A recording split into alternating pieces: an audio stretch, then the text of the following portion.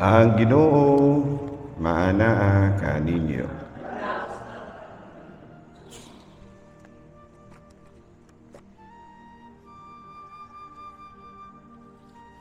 Ang Santos nga Ebanghelyo sumala ni San Mateo.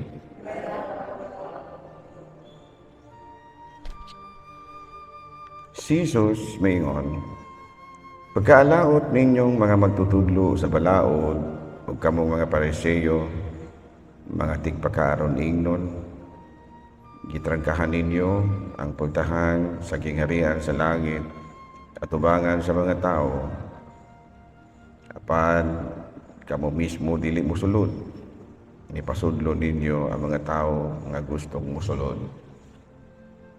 Pagkaalaot ninyong mga magtutudlo sa balaod ug kamong mga Pariseyo, mga tigpakaaron ingnon, mulawig kamo sa kadagatan ug baktason ninyo ang mga kayutaan aron pagkabig ug mga tao, ug sa nakabig na siya, gihimo niyo siya nga labi pang angay nga maimpyerno kay kaninyo. Pagkaalaot ninyong mga giya nga mga buta, nagtudlo kamo kung ang usa ka tawo manumpa tungod sa templo, dili kinahanglan tumano niya ang iyang panaad. Apan kung manumpa siya tungod sa bulawan nga anaa sa templo, obligado siya pagtuman sa iyang panaad.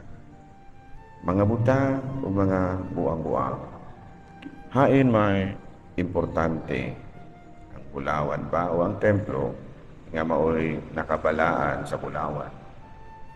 Nagtudlo usab kamo nga kung may manumpa tungod sa halaran, dili kinahanglan nga tumano niya ang iyang panaad. Apan kung manumpa siya tungod sa gasa nga anaa sa halaran, kinahanglan tumano niya ang iyang panaad. Pagkabuta gayon ninyo, hain may labing importante, ang gasa ba o ang halaran nga maoy nakabalaan sa gasa. Busa kung may manumpa sa halaran, manumpa siya niini ug sa tanang gasa nga anaa sa halaran. Ug kung may manumpa sa templo, manumpa siya niini ug sa Dios nga nagpuyo didto. Ug kung may manumpa sa langit, manumpa siya sa trono sa Dios ug kaniya nga naglingkod niini. Mga igsuon ko diha ni Kristo ang Ebanghelyo sa Ginoo. Kristo maglingkod. Sa ikaduhang higayon, good morning. Kaduhang adlaw, gisaulog nato ang fiesta ni Saint Agustin, San Agustin, Saint Augustine, San Agustin.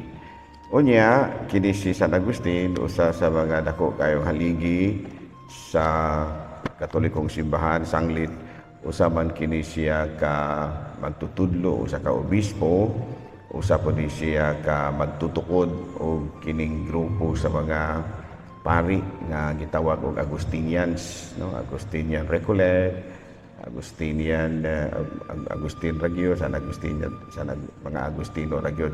So he contributed much to the spread of Christianity. But beforehand, sa wala pa siya mahimo nga kining nahimo siya nga usa ka bantugan nga magwawali, usa ka obispo, gani nahimong usa ka santo, no medyo kuan kanabi taong duna na siya mga gitawag natong pangandoy, no? He was seeking to experience God's presence, no? Tawag nato og matud pa niya, my heart is restless until I found in you, my God. No, I found it in you, my God. Sa ito pa, kining si San Agustin, nangita gyud siya sa Ginoo. Gani, he even joined some heretical group, no? Kining Manichaeism, because he really wanted to seek God. Iya yung sinati ang Ginoo. So, maupulusab ka na ang itudlo sa atong Ebanghelyo karon, that we will always find God in everything. Makita gid nato si Kristo diha sa atong kinabuhi. Dili lamang kay nangita kita kaayuhan gikan sa Ginoo, dili mismo yung atong gipangita, ang Ginoo gyud mismo. Because sometimes there are chances nga tungod sa atong dakong pagtuo sa kagamhanan sa Dios, ang atong gipangita mao ang kaayuhan nga gikan sa Dios. No, nga tagaan kita og mayong lawas, nga tagaan kita og mayong panginabuhian, nga bubuan kita sa mga grasya, ingon na. Sometimes kunay atong gipangita. But we don't look for God. Hindi doon na magoy danger inana kana bang mga kaayuhan pabitaw imuhang gipangayo ba panalitan. Nangita ka o kana bitaw nangandoy ka nga tabangan kas Ginoo aron nga kining ulambo imong negosyo niya na. So tuon man nilambo. O wala na nangita Ginoo kini lambo naman. Naman mga ingon ana nga kana bang niduol sa Ginoo kay gusto silang tabangan sa negosyo. So kini asinso man tuod wala na ni simba. Kaya na naman lambo naman sa pamaya ko ang adto simbahan nga nilambo naman. No, panalitan dool kas Ginoo kay aron makapasal ka sa mga boarding exams or whatever. So takapasar naman, dili na ko balik og simbahan kay kapasar naman. Mubalik na pud ko na pud ko doon niya pangayoon. No, ana mangi magana pod ana. O baka ha doon ako gipangayo sa Ginoo kay kanang doon ako plano nga moadtong Amerika ana no. Pasod tabangan ko sa Ginoo ani. So nakaadto man, di na ko moadto Ginoo kay na naman ko. Amerika naman. So that is the danger. If you will seek God's blessings, you will seek blessings from God and not God Himself. Klaro ba? Pangitaan gyud ang Ginoo. Kay matud palagi sa mga pagtulunan, seek ye first the kingdom of God and everything will be given to you. Pangitaan gyud mismo ang Ginoo. Tanawa, di ba? Ang tanan igadugang kanimo nya bisag nahatag na nimo, di gyud gihapon ka mausog. No? And of course, sa atong ebanghelyo karon, no? Adunay mga tawo nga gipangkasab-an ni Hesus. Kinsa man ang mga Pariseo nganuman tungod kay imbis ilang dadon ang mga tao paingon sa Ginoo, ila naman Hinoong gibalabagan kay nganuman nahimo mang salawayon ang ilahang kinabuhi. Mga magtutudlo sila sa balaod, pero nagtudlo sila sa pagtulunan ni Kristo, pero wala man gud nila buhata. Nya nahimo Hinoon silang ihemplo sa mga tao. Moingon man ang mga tao nga tuman na balaoda. Ultimo ganing katudlo ana wa magani mo tuman kita na no. Ano mo na ingon ana no nga panalitan imong papa ha, imong papa kanang moingon imong adung ayaw sige hubog-hubog ha. Kay makadaot sa lawas na. Unya kay ultimo pong palahubog sa papa nimo, may puruhan nga mga bata moingon nga ito ko kana ko. Di naalimukawan rin kayo na sa papa kay nga di man taniya paimnon nga sa gani mismo palahubog maganing dako. Dili ra ko lamang muna nahitabo sa mga Pariseo. That sometimes people are discouraged because they were not practicing what they preached.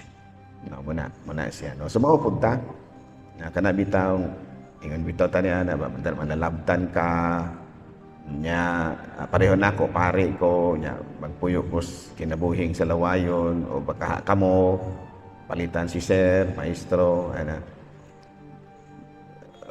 panalitan ikaw manalabtan ka nya himalikas ka ikaw maestro ka pare ka nya naapog kay mga other curricular activities ina na po no o baka si sir ana usa may mahitabo kung manudlo may ingon daw ni mga yamiran rami may gano'n, tulo, gihapon na. Ang katikista ka, na, nga utro po kang buluyagon, kay pertini mong malditaha.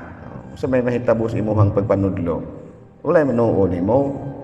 Nga naman, imbis nga muduol ang mga tao sa Ginoo, magpalayo na Hinoon, kay ikaw may gihimong sanglitanan. Ikaw may gihimong example. Ang mga bata, may ingon nga, ayaw mo binalditaha. Dili na maayo, masukong Ginoo, anak. Moingon manoon na mga bata, amo maganing ma'am, maldita mo po gani. Yan no. Ay magpamalikas ha. Na magani manalabtan nga kusog kay manunglo. Kusog kay mamalikas, no? So di okay ra na. Kay nga naman ultimo ganing manalabtan sige nga nobina o nya malikas man gani. Muna nga mamalikas sa puko. Muna ginaingon nga imbis nga imong dadon ang mga bata o mga tao ngadto sa Ginoo, gidala na noon nimo laing lugar. No? Kaya nga naman, leader ko ka. Klaro ba? So munang gisaway. Actually, Jesus Christ was not angry with the Pharisees. Wala siya masuko. Nag-uulot ra siya. Munang iyang gisaway ang mga tao. Iyang gipamadlong. Nga naman, actually, he was not angry. Wala siya nasuko. Ang iyara nga, nag-uulot ra siya. Kaya na ay mga tao nga kunuhay, nagsirbi sa Diyos, pero wala makadala sa mga tao, paingon nga ito sa Ginoo. Hila na noong giguyo ng mga tao, palayo sa Ginoo. That's the reason. So nga, he was not angry. Dili masuko ang Ginoo. He was not angry, he was not disappointed, but nagtanaw ra gid sa kaluoy kayo. Imbis nga ilang dadon ang mga tao paingon sa Ginoo, nabulak na hinuog samot. Kaya nga naman, dili man sila maayong example, dili man sila gitawag sa English og model, dili man sila mga maayong modelo. So sa atong pagpadayon ni Santos Camisa, si San Agustin, no, he was a bishop, he was a preacher, he was a founder. His heart was restless. He was always seeking God. So diha nga nakita na niya ang Ginoo, he rests in God. Ito pa, ang tanan nga mga negative, ang tanan nga mga dili maayo, iyan ang gisalikway. Kung dito na gid siya ni pahuway sa sabakan sa Dios. So niya sa atong ebanghelyo, gipang saway ni Kristo ang mga Pharisees, ang mga teachers of the law, kay lagi na imbis nga ang mga tao madala nila paingon ang mga mga ilang gipang tudluan, madala nila paingon sa Ginoo, nadala na Ginoo nila paingon sa impierno. Ingon niya no. So muna nga isip mga katawhan sa Dios, we are supposed to be prophets. We are supposed to be magsasangyaw. So muna nga manikamot kita nga ato yung matagaan og bili ang mga pagtulunan ni Kristo, mapuy-an gyud nato ang kinabuhing Dios nun sa kuna-una, sa pulong ug sa buhat. Manindog balik.